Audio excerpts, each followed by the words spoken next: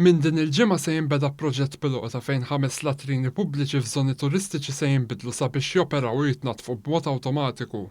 Ħabbret dan il-Ministru għat-Turiżmu u Protezzjoni tal-Konsumatur Giulia Farrugia Portelli waqt żjara fid-Dipartiment tat-Tindif u l-Manutenzjoni. Bażikament ħajidentifika 5 żoni turistiċi f'pajjiżna u l-latrina pubblika tradizzjonali se tkun mibdula għal waħda bl-aħjar teknoloġija. U allura mikollha mekkaniżmu illi ma' kull pereżempju 10 persuni li jagħmlu użu mis-servizz anke ċerta ħasil, ċerta tindif isir b'mod awtomatiku. Irridu iva innatfu dan il-pajjiż imma rridu wkoll nagħtu l-aħjar lit-turisti f'pajjiżna. Farrugia Portelli qalet li permezz ta' dan il-proġett pajjiżna se jkompli jieħu dera aktar nadifa, speċjalment ma' 3 miljun turist li jżuru pajjiżna kull sena.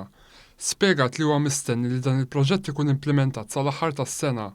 Tul iż-żjara hija ntaqgħet ma' diversi taqsimiet fih dan id-dipartiment li huma responsabbli miż-żamma tal-indafa fil-Gżejjer Maltin. Hija faħret il-ħidma tal-madwar 600 impjegat fil-waqt li saħqet fuq il-ħtieġa ta' iktar infurzar sabiex tiddaħħal iżjed kultura ta' ndafa f'pajjiżna.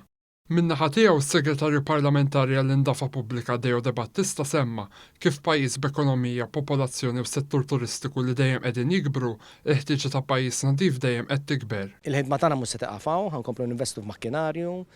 Il-Ministru tkellmet ukoll ħanamlu automated toilets importanti għax jirrikjedi jekk anki l-image tal-pajjiż ma jistax ikun li issa xi ħaġa li qed tintuża iktar frekwenti titnaddaf darba biss kuljum.